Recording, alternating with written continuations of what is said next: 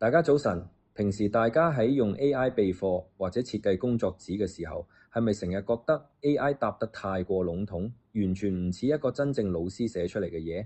其實呢 AI 聰唔聰明，關鍵唔係喺佢身上，而係在於我哋點樣去俾指令。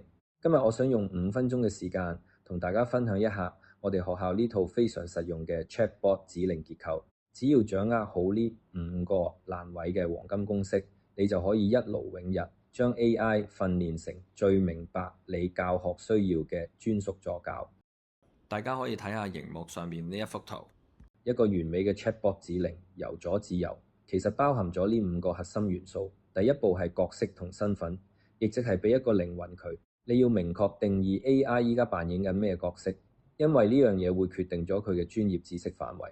例如，我哋可以直接同佢講，你是一位經驗豐富的小學教師、導師，咁樣佢就會自動切換去資深老師嘅思維模式，而唔會用咗大學教授或者商業經理嘅語氣同你講嘢。第二步係任務同步驟，要明確目標，詳細去描述你需要佢提供啲咩幫助。呢度有一個小秘訣，如果是一堂完整嘅堂或者大型嘅計劃，建議大家將大型任務拆解做比較小嘅部分，例如先叫佢幫手設計課文引起動機，之後再叫佢設計課後練習題，一步一步咁去行。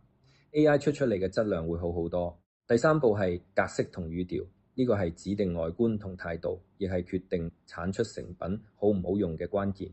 你要將你想要嘅格式寫得清清楚楚，好似係要求佢用表格呈現，生成特定嘅教案格式，或者限制每段唔可以超過100字。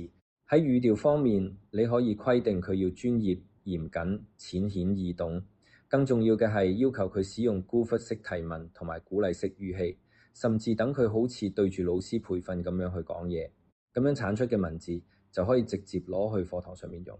第四步係背景同約束，呢步係守住安全紅線，亦係我哋喺學校操作嗰陣最需要注意嘅安全防線。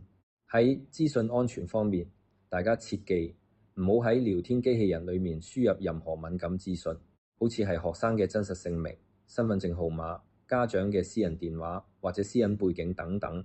喺分享出去之前，一定要檢查清楚背景係咪安全。另外，你可以俾啲限制佢。例如要求佢唔好使用專業術語，咁樣小學生先至聽得明。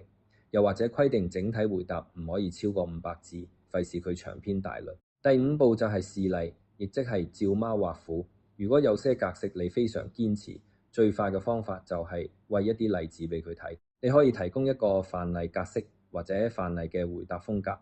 AI 睇到模仿對象之後，寫出嚟嘅成果相似度就可以達到95%以上。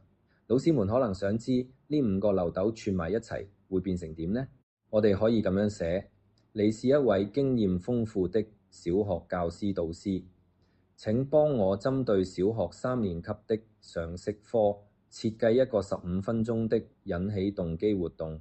請用繁體中文表格列出，語氣要淺顯易懂，帶有 quick 法式提問，每段不超過100字。請不要使用深奧的專業術語。整體字數不超過500字，格式請參考以下範例。大家睇下，咁樣寫出嚟嘅教案係咪就完全符合晒我哋學校嘅要求？甚至連改都唔使改就可以直接用呢？咁多位老師，科技嘅進步唔係為咗增加我哋嘅負擔，而係為咗幫我哋慳返重複打字排版嘅時間。只要我哋掌握好呢套角色、任務、格式、約束、示例嘅指令結構，每位老師都可以喺1分鐘之內出好考卷、寫好教案、執好同家長溝通嘅訊息。希望今日分享嘅結構圖可以幫到大家喺日常備課入面慳返更多時間。等我哋可以將最寶貴嘅心力重新放返落去每一個需要關心嘅小朋友身上。多謝大家。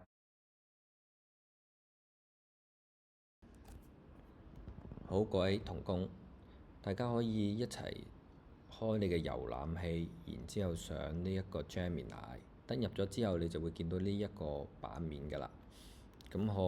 因為新版嘅關係啦，咁個 Gem 呢就擺咗喺呢個齒輪入邊。呢度有一個叫 Gems 嘅。入咗呢個畫面之後，大家就可以撳一個 New Gem。咁呢度俾翻你呢一個嘢 James 嘅一個名啦。譬如我今次要整一個扮演專業醫生嘅 James，咁所以呢，改翻個名啦。Description 其實就唔係 prompt 嚟嘅，係講解一下究竟你呢一個 James 係攞嚟做啲乜嘢嘅。咁我呢度就咁打 test 啦。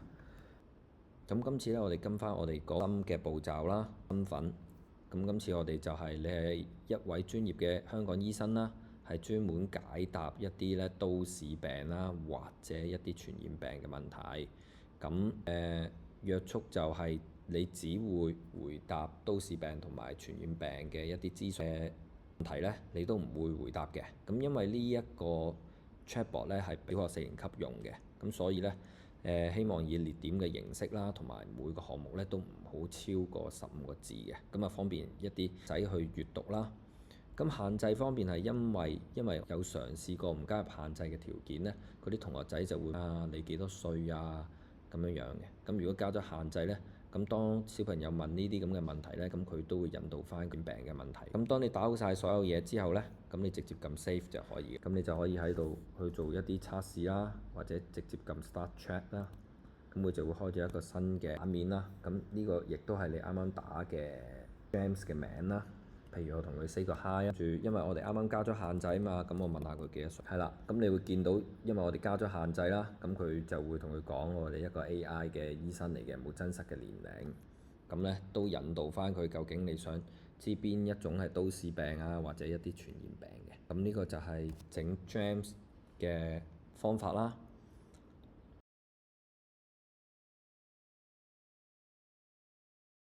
今日我想同大家分享一個好實用嘅教學科技成果。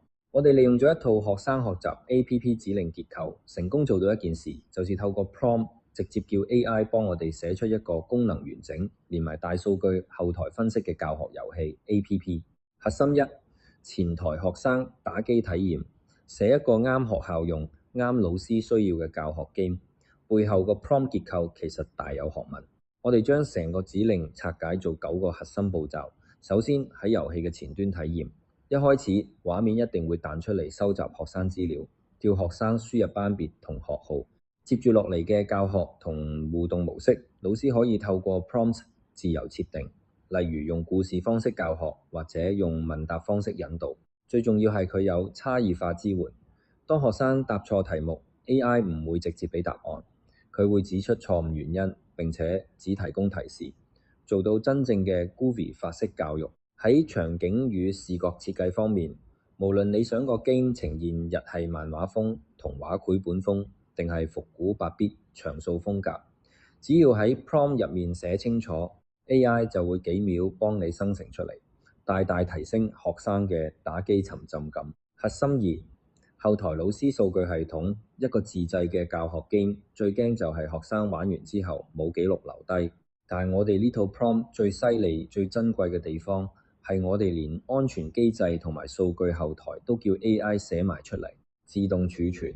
學生玩完遊戲、答完題目之後，所有作答記錄都會自動儲存去 Google Sheets 雲端。小鈴鐺密碼驗證，為咗保障學生隱私，遊戲畫面嘅角落有一個隱蔽嘅小鈴鐺按鈕，只有老師點擊呢個小鈴鐺並且輸入密碼0000，成功驗證權限之後，先可以睇到完整嘅作答記錄，安全度極高。一鍵匯出 Excel， 老師通過驗證之後，可以一鍵將後台資料匯出做 XLSX 格式嘅 Excel 檔案。